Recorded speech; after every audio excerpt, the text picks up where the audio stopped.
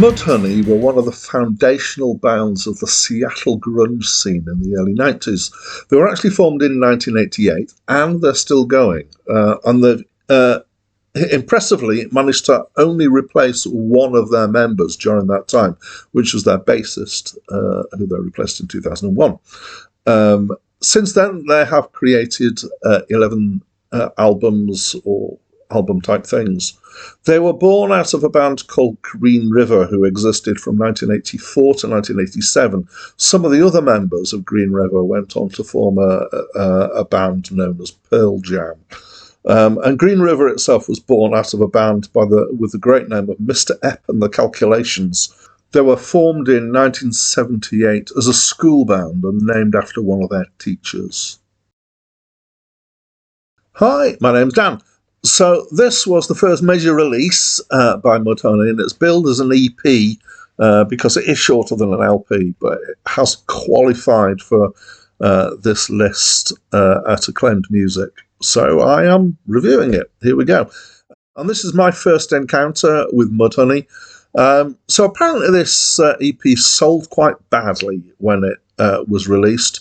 It did do better later on, and in fact it reached number 5 on the UK album charts. No, number 25 on the UK album charts 20 years after it was released. So I would describe this as being somewhere between punk and heavy rock.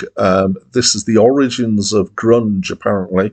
There are some elements of, well, my knowledge of grunge is mostly from Nirvana. There are some of the similar elements to that. Definitely got some of the one track that has some quite seemingly random chord sequencing, and there's another track which has the quiet loud thing going on. I would also say it has tracks that have elements of almost metal in it. Definitely kind of the heaviness and the energy of some punk. Could kind of describe it as indie rock.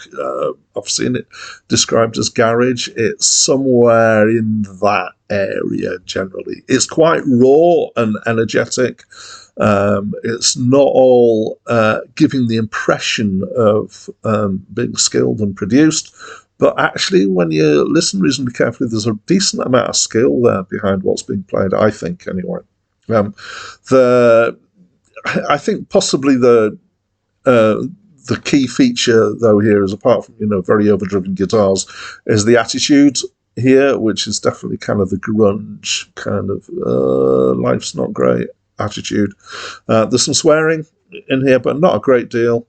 The singing's actually all right. Again, it's a good voice for this kind of music. It's not a spot on the note, but it's quite expressive. My favourite track is the last track, which is In and Out of Grace, both musically and for the words.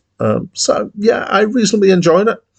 I'm not kind of head over heels about it, but it was all right. What do you think? Please let me know in the comments below. That's it from me for now.